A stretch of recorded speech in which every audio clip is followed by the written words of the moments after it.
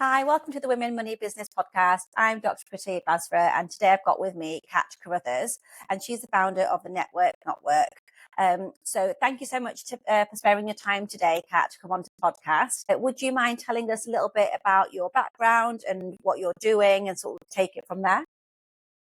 I absolutely can, but it's a bit of an odd background, if I'm honest. So Okay. back at school, I ended up in medical school and thought, you know what, I'm going to be a doctor because I didn't know what else I wanted to be. And then, upon getting there, did a couple of years in med school and found that it was just a little bit too medical, which you'd think that I would have thought about first. But actually, I wanted to do more about engagement with people and spending more time in a therapeutic way. So I became an occupational therapist. Okay. And within that, I spent a lot of time looking at what makes people tick, about what motivates them, because what motivates me is doing all of the things that I love and having that in a balance. And fast forward a few companies later, and the network came along, and it was a happy accident. So myself and my husband were sat in bed watching Netflix last December, about just over a year ago, and he said, "Let's have a network." And I said, absolutely not, because I knew we had so much going on with our other companies. And I just thought, is this something we want to throw into the mix right now? Okay. And I said, no. 24 hours later, we made the network. So that didn't last very long because do you know what? I thought, no, he's right. We live in an area which has a lot of business. It has a lot of people working from home, but nobody talks to each other. So to me, it was important to foster that connection and sense of community. We thought we were going to end up with 20 people down at the pub having a Yeah. meeting, just Okay. getting to know each other. And 3 weeks later, at that very first meeting, 75 people attended. And it just flew Wow. from there. Wow. Yeah. And how long ago was that? Was that last year, did you say? Just over a year, we celebrated our first birthday on the 17th of January this year. So we've just Congratulations. turned one. Perfect. My birthday's on 17th January as well. So in terms of, obviously, I know a little bit about what the NetWork NotWork is. How would you sort of explain that space that you created? Because personally, I'm really excited to learn more about it. And then what I would also like to ask is, before we go into what the space is about, is the SIC element to it, the CIC element to it, because I hear a lot about that. I'm not sure if all of my listeners would know what that sort of consists of. If you wouldn't mind sort of. No problem at all. So when we set the network up, for us, it wasn't about profit. It wasn't about personal gain. It was purely about supporting each other. So going back a bit to my background, when we first started our first business, and I left the National Health Service, and my husband was an area manager of supermarkets. We set our first company up, which was a wedding photography company. Wow. And literally, upon setting it up, I thought we got married, fell pregnant all in the same month that I decided to set it up, which seemed like a brilliant idea at the time. Fell pregnant, and our daughter was born at 27 weeks. So she Wow. was only £2, and so she was just in the palm of our hand, which wasn't in accordance with our plan of the business. Because when you're booking weddings, you book in advance, and we thought, right, this is when the due date is. We can take weddings here, we can take weddings there. But actually, no, we didn't have a choice. So when she was born, went into labour up some ladders doing a fashion shoot, and we had makeup Oh, artists, we had models, we had absolutely nothing we could do about it. My husband jokes this day, said, pregnancy is not a disease, crack on, when I said I didn't feel well. I continued the rest of the day shooting this fashion shoot, because we used to do fashion weeks in London, Paris, Barcelona, and all of those things as well. yeah. Continued on and then went to the hospital. Fast forward to that story. When she was born early, she spent a number of months in neonatal intensive care and had to discharge ourselves and just go out and shoot weddings because we didn't have a choice. Hmm. I think that is the underpinning of the network for me, because every time there will be bumps in the road for everyone's life and business, for no matter what job you do, no matter what you do, there will be a bump in the road. We were fortunate that we had each other. So we understood that self-employed space, but a lot of people don't have that. If you are self-employed and you work alone, for example, who do you talk to? If you're the breadwinner and something goes wrong, do you want to talk to your partner? Because are you worrying them? So a lot of people feel like, oh, I don't want to tell them if there's a problem going on in business. And likewise, if you do have employees, can you really talk to them if they're worried about job security and their families? So it's quite a lonely place to be when you're running a business, whether that's by yourself or whether that's with a team of people. So what we wanted to do was to create a space where business owners and leaders and managers can connect with each other and have someone to talk to no matter what happens in that journey. It's not about competition, it's about collaboration and support. And that is ultimately why we set the kick up, because it's a non-profit. It means it's not there to generate a profit at all. We believe that networking and support should be available to everyone, no matter what your financial circumstances. Because if your business is in trouble, you can't spend an absolute fortune on going to networking events. We want them to be accessible. We want people who have a dream to be able to come along if they're just setting up their business to get that support. And we want people to be able to come along if they're having a bad day. No matter what it is, we want networking to be fun. We want it to be enjoyable. We want it to be different. And it's not sales heavy at all. It's about creating those lasting connections. So if you ever need someone, you've got somebody else that you can call. And that was the foundation of Network. So I think you've touched on quite a few things there that I'd like to sort of unpick, if that's okay. I think the first thing for me is that when traditionally when I used to think of networking, I used to have this fear that if I go to a networking event, they're going to try and sell me something, and I don't want anything. Like, I just want to talk to other people to just sort of say, are you going through this? And I think when you are sort of a business owner and you're self-employed, like you say, you don't have that soundboard. And sometimes because in your own little bubble, you just think this is the worst thing that's happening in your business. Because like you say, it's never plain sailing, and that's part of business and that's part of entrepreneurship. But then actually having a space where you can go and have almost no agenda, that that the only agenda that is there is almost therapy or counseling in a way. Unofficially, obviously, it's that talking therapy that you're getting from like-minded individuals. And because I usually think that if you're sharing, like you've just said, if you're sharing your problems with your employees and those problems aren't in the nice way possible at their level, then the advice that you're getting may actually hinder your performance. Whereas if you're sharing those problems with people that are in that same sort of role and same position as you, or if better still, maybe 10 steps ahead of you, you've got that, you can, and if they're saying to you 10 steps ahead of you, do you know what?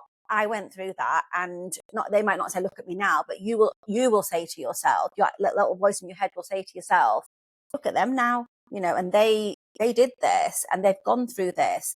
And I think that's not often talked about, that mental and emotional impact that running a business has when you can't talk. And I think it's so powerful what you've said in terms of, in your situation, you're very fortunate you had your partner and you could have that soundboard. But whereas I think often when you've got your own businesses, your husband or partner or whatever may not be in the same industry as you and may not understand the nuances that you understand.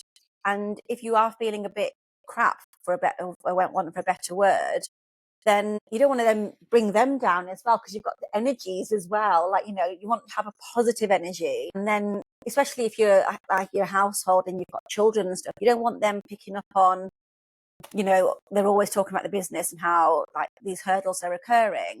So I think it's a fantastic space that you've set up. And what I'm really interested to know about is, I know that you've set up like a podcasting recording element to it, and sort of the filming and photo shooting element to it. And when I was looking at the website and sort of your pages and things, I was thinking, if I was younger me and I was like whatever the generation now is, Gen Z, whatever the new people are, like that would be an absolute sort of amazing thing to go to. I was thinking, what was your thinking behind that? Like, why did you think, well, I'm going to put a podcasting recording studio? I want to look at the photography side of things. Is that because of your background in photography? That's a really good question that I've never really thought about. So I think the key thing we wanted with the network meetings and with everything was about fun. So you've probably seen that we play games. I mean, the most recent one was Snakes on a Train because we're at a train museum. We play network pong instead. No beer, no beer. So it's not beer pong, but it's network pong. We play network Jenga and all of those things. So we knew we wanted fun. We run a family business and Amazing. there's a lot of banter in the office and people who are around us enjoy that banter. So we wanted that to carry on into the business hub. So we've got the co-working space now and we wanted that to carry on with the meetings. I'm not a public speaker and people will say I am not a people person. I'm more of a one-to-one person. So the big meetings often terrify me inside. But what you see is what you get. How I am on a daily basis is exactly how I am when I'm on the microphone and everything else. In the photography and the podcasting in, that was predominantly because of our daughter. So our daughter who was born prematurely, the one I mentioned, who she really struggles at school. And she's doing her SATs at the minute. She's really, really struggling. She finds it really, really hard. She wears hearing aids and she's got tunnel vision as a result of retinopathy of prematurity and various things like that. And at school, she struggles, but you put her in an office in a communication environment and she thrives. So part of the network, what we wanted was to inspire the next generation. We wanted every child who has a dream to run a business or who has a skill to be able to do that. So when we put the podcast and all of that in place, it was part of our community project, which is our junior journalism program. So it's actually our young people, all the way from primary school, who come in and interview the business owners. Wow. So we go out to business owners in school. The podcast is run purely by our young people. So you don't have me running it. It's the young people who ask the questions. So I wanted to connect with that generation and inspire them and give them a voice and a platform and show them that it doesn't matter what you achieve in your academic life. You can still be whatever you want to be and have those opportunities. That's amazing. And I think, I don't know about yourself, but when you're sort of seeing the platform of employment or lack or the want, I don't know how to word it, I think the next generation are not as they don't put up with as much as what we probably did back when we were sort of going through like the job world and things like that. They're very much of a creator sort of generation. And I think with TikTok, Instagram, social media, I personally think that it has its downside. But I think if you're a creative and you're not, like you say, with your daughter, she's not maybe the most academic of people, but yet she's the more creative. And back when I was a child, I don't know whether it was different for yourself back then, but something like that, if you said to somebody, I'm just going to make some videos for a living and I'm just going to sell those, my parents will be saying, are you crazy? Whereas now, I think the next generation, they say that now. So I'm going to be a TikToker, I'm going to be a YouTuber. And I've got children as well. Several years ago, my eldest is 10 now. So he would be saying, what do you want to be when you grow up? I want to be a TikToker. I want to be a YouTuber. And I say to my husband, we've been told that you need to be like engineers, doctors, dentists, whatever. And this guy's saying he wants to be a YouTuber. But then when you see the potential of the younger generation, of their earning potential, but then the creativity potential, and that they fully embrace themselves. And I think that is something so powerful about the fact that they're not being led by a career choice in terms of the traditional career routes that we probably knew of back then. They're actually being themselves, but to the world. And I think that's really powerful. And the space that you've created, I think just lends so perfectly with the way society is going now. So I just want to just sort of to say to you, well done for, creating that environment, because I know my children would have, if there's something like this nearby, my children would go there and record stuff and, interview people and things, because they'd love that. And it's just giving them that opportunity, like you say, because they can either go in, not saying that all the kids roam the streets and are sort of terrors, but there's an alternative, and there's not many, like, we're back again, we used to have like youth centres or like little meet-up things, didn't you, like back when we were younger, whereas it's not so much now. So the next question that I was going to ask is that in terms of your space, and you spoke about being self-employed and sort of business owners, what about people that work from home? Is that sort of something that you accommodate, or is it more for sort of senior level? No. We're open to everyone and anyone. It doesn't have to be senior level. It can be, anyone who's even thinking about going into business or just coming out of whatever education that they've been in or not, as the case may be. We're open to anyone and everyone. Now, working from home, we worked from home right up until we opened the hub, and we opened the hub in August. Mm. And the challenges of working from home and not having that barrier between home and work are brutal. There's no word that I can say is brutal. And I don't think I realised how much it affected our life until we moved into the office, into the hub. And that's one of the reasons we've created that co-working space, because for £15 a day, if people are working from home and they just want one day, they can just come along. If they just want to pop in and work in the area and have a drink, they can do, and there's no charge for that. We want to create that space where if you're working from home and you feel isolated, you can just come and be around a ready-made team of colleagues, because I don't think, as I said, I realised how much it affected me mentally and my family, because we never, ever switched off. So, I mean, I can 110% relate to that, because not because I work from home, because obviously I'm an optician, but sometimes I would really like to work from home, but unfortunately my job doesn't allow me to do that. But then my husband didn't work from home until COVID, and then obviously the whole world changed, and it's like now it's like a work from home community, which has its positives in terms of flexibility of working. So if you are sort of wanting to pick the kids up, and you can work, and you're saving how many hours of your travel time and things like that. But then I've firsthand experienced the downside of working from home, and exactly like you've just said, there's no switch off. And I don't know about yourselves, because if you were both working from home together, do either of you say to each other, "We don't think we should be doing this," because you're in that space together? And that's almost bittersweet in a way, because neither of you are probably thinking we should be doing this. You're just going at it. That's just my sort of suggestion. I'm not saying that's exactly what happened. But then in my situation, where I'm not a work from home and my husband is working from home, and I can see that he can't switch off, and it's just, I just do half an hour, I need to just finish this off, you just do this, and then that 15 minutes, 20 minutes, then 2 hours later you're still there. And then, because when you're at work, you lock the office door, and you're off, and your laptop's at work, or your desktop's there. You might think about it, but then there's that like you say, that clear cut off.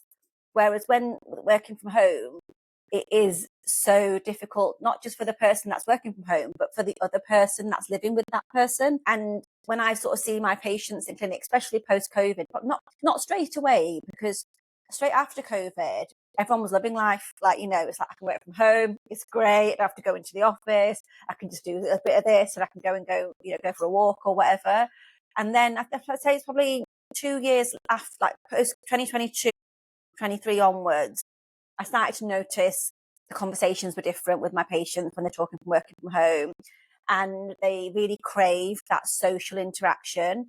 And you don't realize how important that is until, I suppose, not even until you're away from it, until you try and go back into it.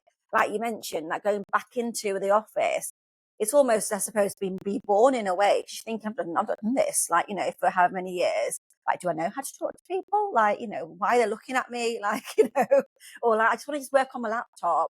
I think that there's a lot to be said on the mental health side about what you're doing is helping people. Because I just think when you're in it, you don't realise you need somebody to sort of move you out of that. And if there's something that's so affordable, I mean, £15 a day, if you bought like 2 coffees, you probably you're nearing up to sort of £10 there anyway. What's another couple of pounds? For £15 a day, you get access to all of that. And I think that it's a no-brainer, really, if you are sort of working from home.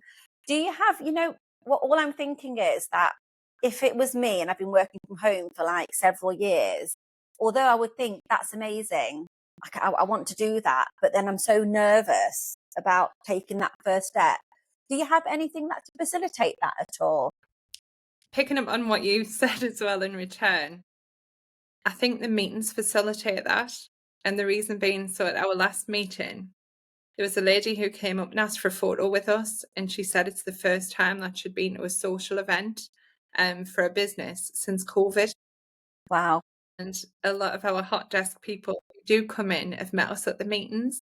So they've got to know us, they've seen who we are, spoken to us there, and then thought, oh, I know you already, so I can come Yeah, in, I know what you like, I yeah, know who yeah, you are, and can come into that space, and they know what they see is what they get with us. yeah, yeah, yeah. So the opportunity to meet us at the meetings first Mm. helps people. That's the way that people have come in up to now.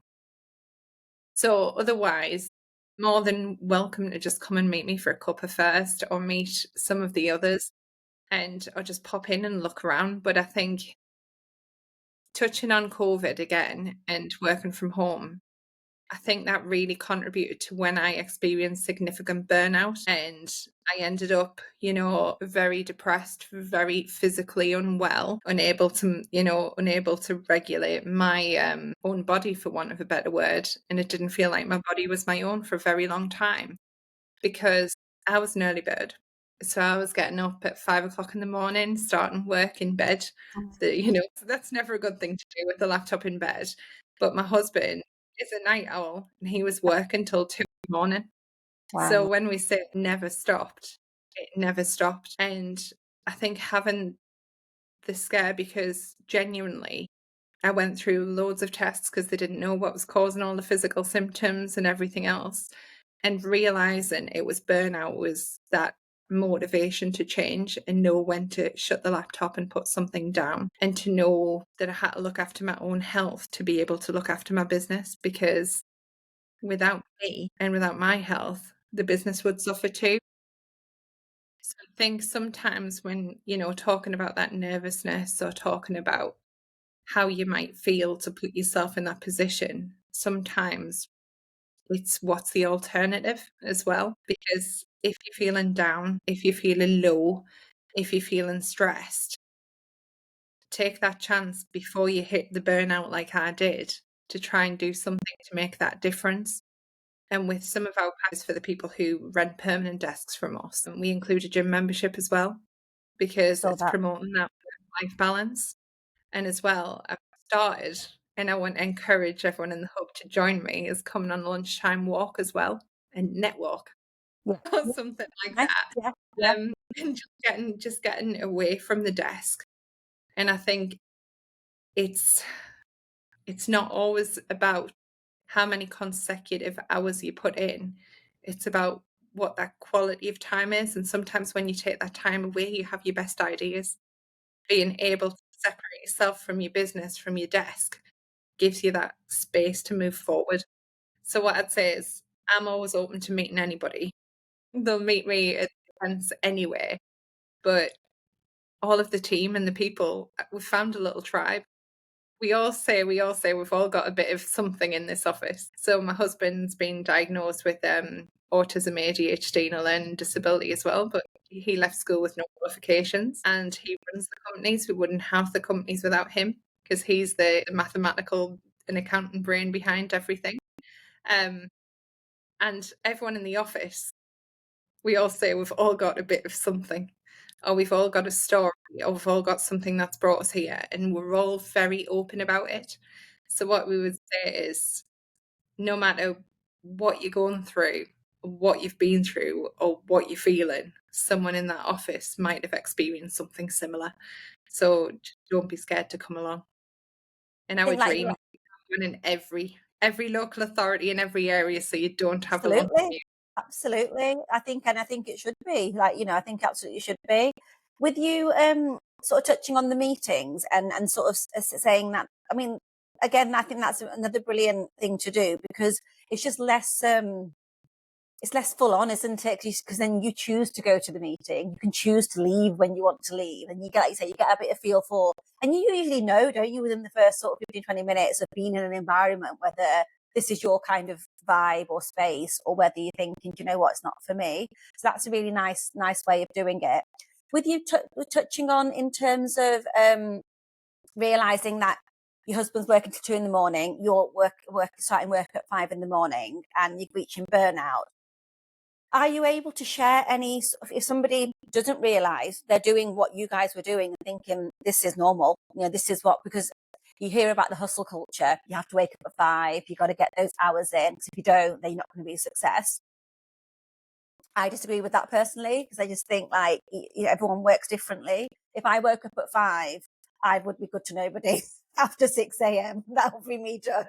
But then otherwise, on the flip side, there's people like yourself that can function from 5 a.m. But what if there's people that are in that zone that you were in back then?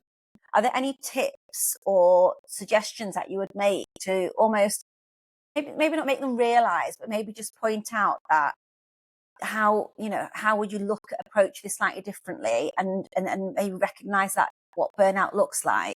For me, do you know, I wasn't happy anymore. Mm-hmm. And I don't think you noticed that overnight necessarily. Yeah. I was getting more touchy. I wasn't being the mum that I wanted to be either to my kids. So I wasn't present with them. So I would get annoyed if my work was disrupted inside, internally. And everything that I used to love, from surfing, paddleboarding, singing, I'd always gone to a choir on a Monday morning. And then I started to think, I don't want to go anymore because it's taken me away from whatever it is that I'm doing. And then I gradually looked around and thought, I don't see my friends anymore. I don't see my family anymore. I'm not doing things that I loved, and I don't feel enjoyment for them anymore. We would be bickering, and it really affected relationships and things like that. And like I say, it doesn't happen overnight. It's gradual. And then gradually you let one thing go, then you let something else go. So I would say it's a case of tracking that pattern, seeing, is this what's happened to you? And have a real deep think about, why aren't you doing the things you love anymore? What are the reasons behind that? Because ultimately, in life, you've only got one, and it's about enjoying it. And yes, I love the work that I do. I love work. I get a kick out of it. I get a high out of it. And, I love making a difference. And that's my why, or my motivator, is I want to know that at the end of my life, I've made a difference to someone and done something. But what was it all for if I wasn't there for my own family, or I wasn't there for myself? It's about thinking, what are your regrets going to be at the end of the day?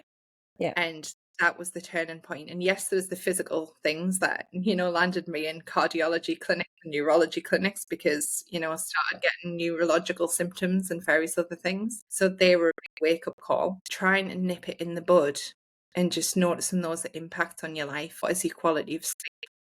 Who are you not seeing anymore? And just noticing that pattern and thinking, what can I do about it now? And I suppose this is with the network. We're trying to make that work fun, building opportunities for social connection, build opportunities in for people's lifestyle, for people to be able to get exercised, for people to be able to maintain that at a time that they're probably thinking, I should be working, to try and bridge that gap. I don't know if that answers your question. It does. Yeah, it does, because from what you've said and what I'm hearing is that it creeps up on you. That there's not an alarm bell that goes, well, there is an alarm bell a lot later on that goes off when it affects your health, but then it's slowly but surely, and I can relate to so much of what you've just said in terms of being snappy, not wanting to sort of meet up with friends. You think, what am I going to do that for? I need to focus on this. This is this is my life, and this is where it's going to feed my family. 100% on this. And I think, like you say, it's a slippery slope that you go down, and it's just those little steps that start happening. And then you need that period of almost reflection every so often to think about, what was, because I think also when you're working in a business, if it's your business, your goalposts change all the time, because you think, when I've done that, then that's it. then I'll stop that. And then it's like, and then you get to that and you're like, oh, well, I'll just do that now as well. And then so on and so forth. So I think you have to be harsh on yourself and say, do you know what? No, when you've done that, that is it. Whether that is achieving a certain amount of revenue, whether that's completing a certain piece of work, whether that's, negotiating 5 contracts or whatever.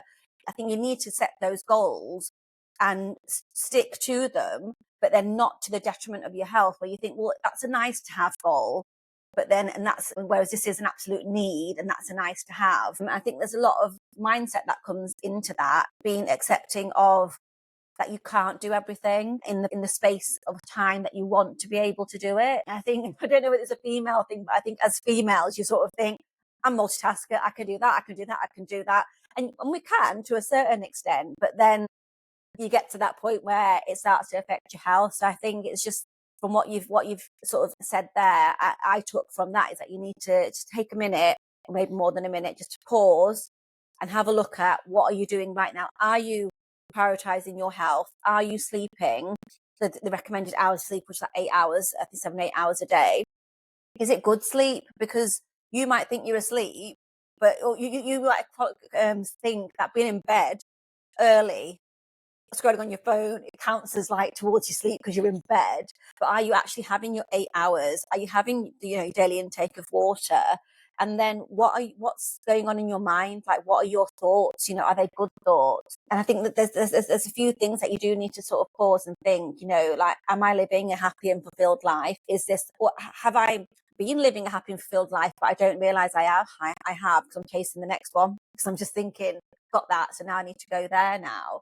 So that's what I've took from what you've said. So I think you've answered the question and more, really. I think you're right, and I'm not getting it right yet.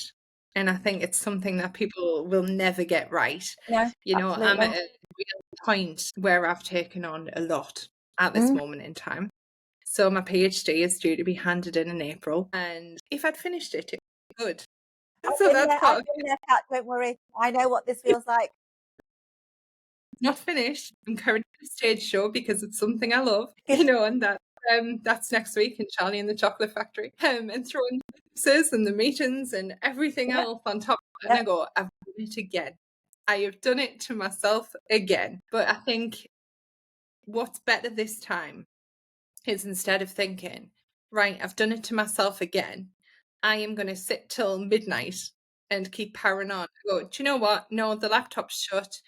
There will be time tomorrow. And I've actually found that the quality of work I get done is by far better by doing that.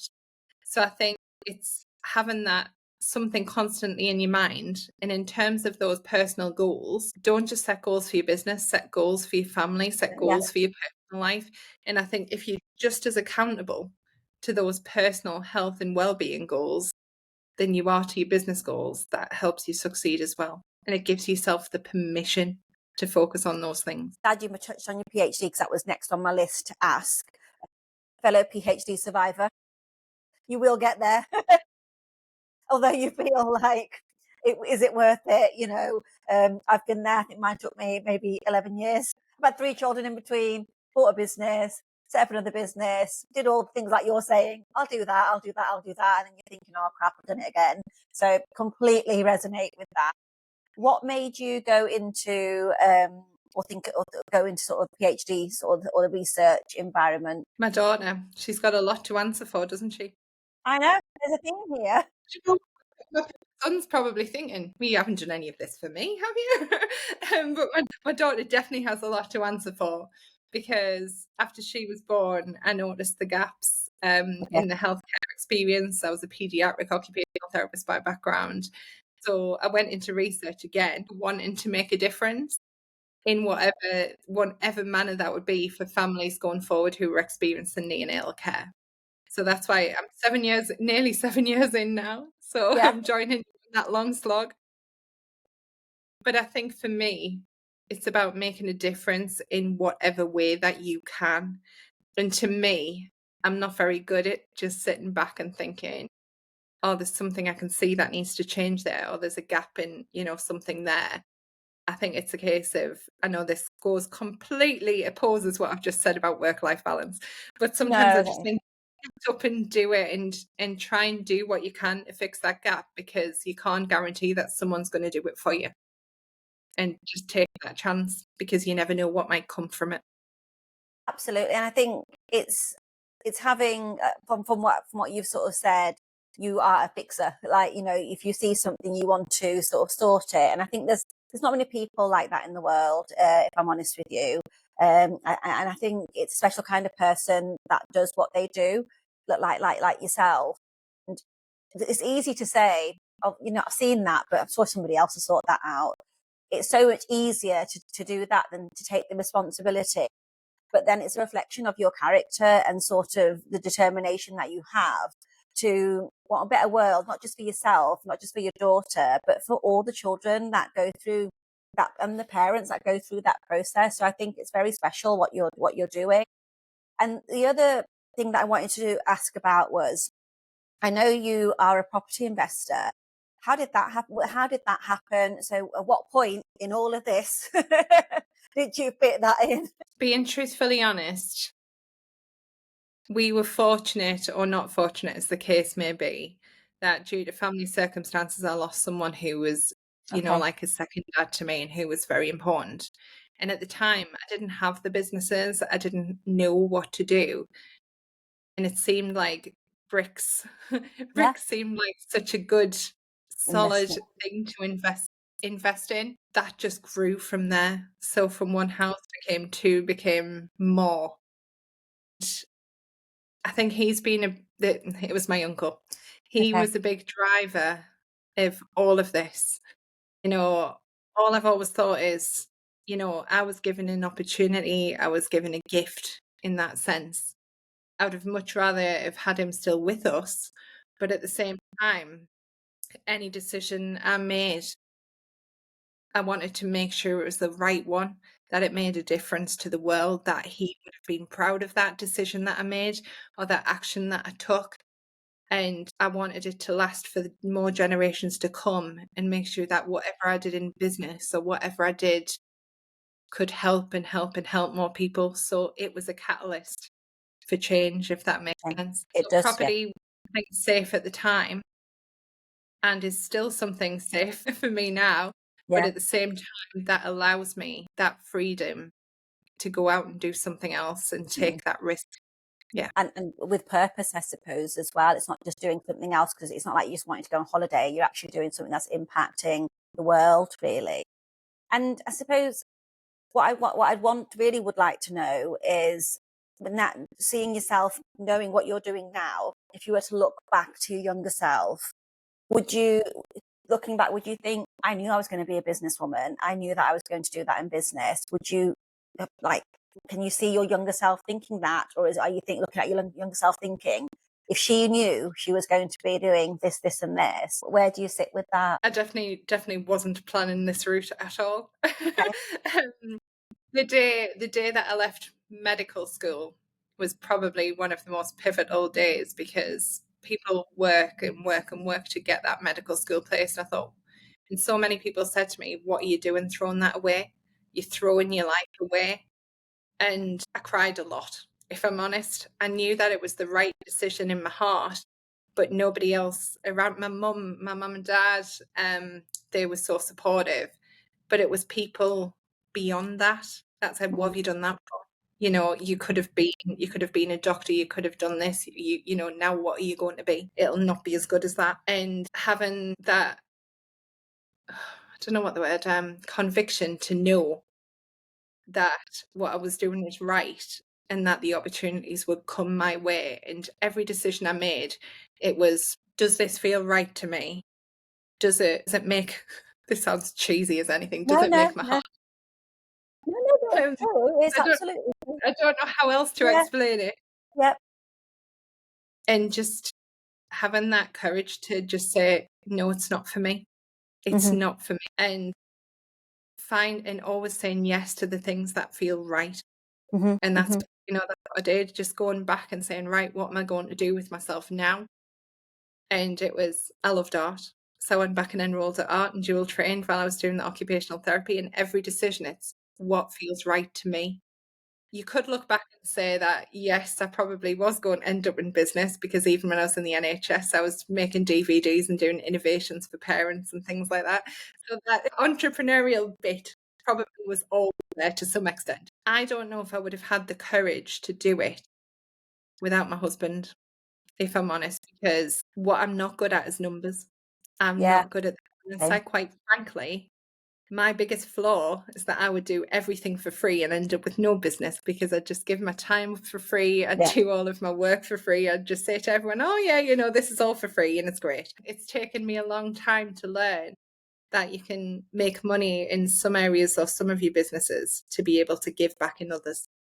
So I'm becoming more business savvy now, but I think having a mentor, knowing what your strengths are and what your weaknesses are, and making sure you have a mentor that fills that gap in those weaknesses. And in my case, that is finance and numbers, which, considering what the podcast is, you know, I think it's really crucial to just accept what your weaknesses are and to find someone that helps you fill that gap. And it's funny you say this, because my weakness is numbers. I can't do it. I just can't do numbers with my husband, similar to yourself. My husband is very good at numbers, so we work together. And I think what you have mentioned just there, and it's funny you say this, I was talking about this literally yesterday, and I was trying to explain to somebody, it just feels right. And like, I'm just thinking, I don't know how I can translate that. It just, when it just feels right. And then people when I talk to us, like saying, I don't know what that means, but then it's at that such a young age, you knew that didn't feel right. And you had the courage of your convictions to think that doesn't feel right. And I think it's so brave to think, I'm going to drop out of medical school because it feels that wrong, that I'm going to sort of leave that and then pivot to something else. But then I think when you're in business and you're an entrepreneur, unfortunately or fortunately, now, like you say, I know it may sound cheesy, it is that feeling, it's that gut feeling that you can't explain to anybody other than another sort of business person, because even though we don't know what your feeling is, we're like, yeah, we get that. Yeah, I know what you mean. I felt it. And it's that, and I think, I often ask that question, are entrepreneurs born or made? And I always tend to lean to, I think you are born, but then society makes you sort of either nurture that or flatten it out, depending on your experiences. Because what you've just mentioned is that those, like, your family were obviously distraught in their own right, and they, rightly so at that point, because society would see a medical doctor as the maybe, so that is the top end of what you can do in terms of education. But then at the same time, that there's something else out there, but then there's other people that may not be significant. I don't mean significant in a bad way, but those voices that you're hearing, if you'd listen to them, would you be here now helping so many people? Probably not, which is just such a shame that people, obviously, everybody has an opinion, has a right to opinion, and I absolutely agree with that. But I think sometimes people need to be mindful of what they're saying to people, because if somebody's made a decision and they're not asking for your opinion, I'm sure you weren't saying, I'm going to quit medical school, guys. What do you think? You've already done it. You've decided. So rather than say, what are you doing that for, in that tone, it's the same thing you're saying, but in a different way. It's, why are you doing that for? Like, it's a different conversation. And I think with what you're just saying about the mentoring, 110% agree with that, because why not have somebody that's walked in those footsteps already to fast track you and to help you and ask you the questions that you don't even know you need asking. And once you answer them, you're like, yeah, like, the answers were inside me. But by having a mentor and that guide, not only do you get the answers to those questions that you didn't realize you had, but you also have like almost a roadmap of what your success looks like. That's really empowering in terms of your journey in business. And I think you're right in saying you probably knew that you were going to be doing this as a business person because it was there from the start. But look at how far you've come and how many people you're helping.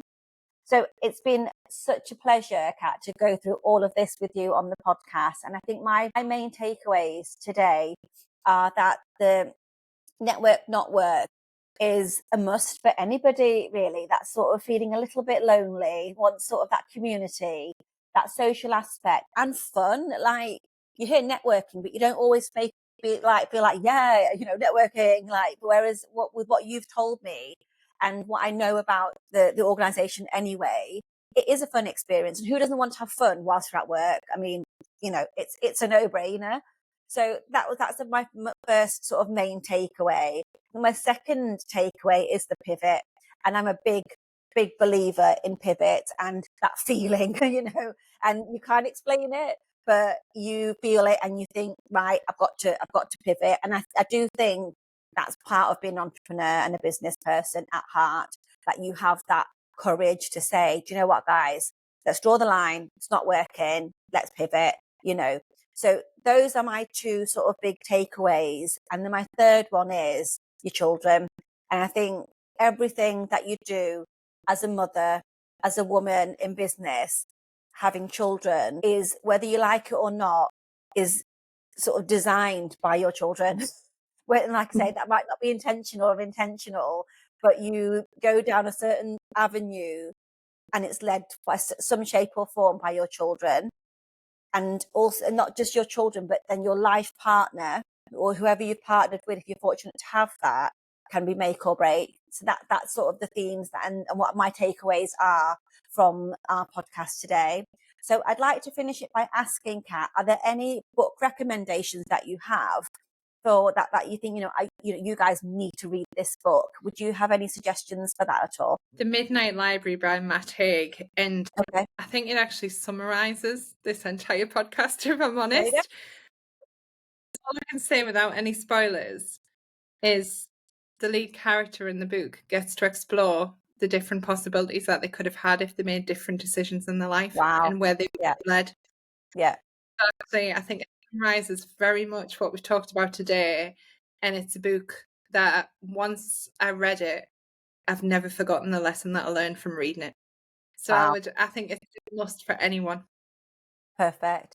So what I'll do is I'll link that book in the show notes. I'll also link your website for people to find out more about the NetWork NotWork. And obviously you do your daily sort of one-off fees, or you can do like your monthly ones and your VIP packages, which I personally think are very affordable. And then I'll pop in your LinkedIn profile as well if anyone wants to connect with you for more questions. Is that okay, Kat? That is perfect. Thank you so much for having me. No problem. Thank you for being here, and we'll see you guys on the next one.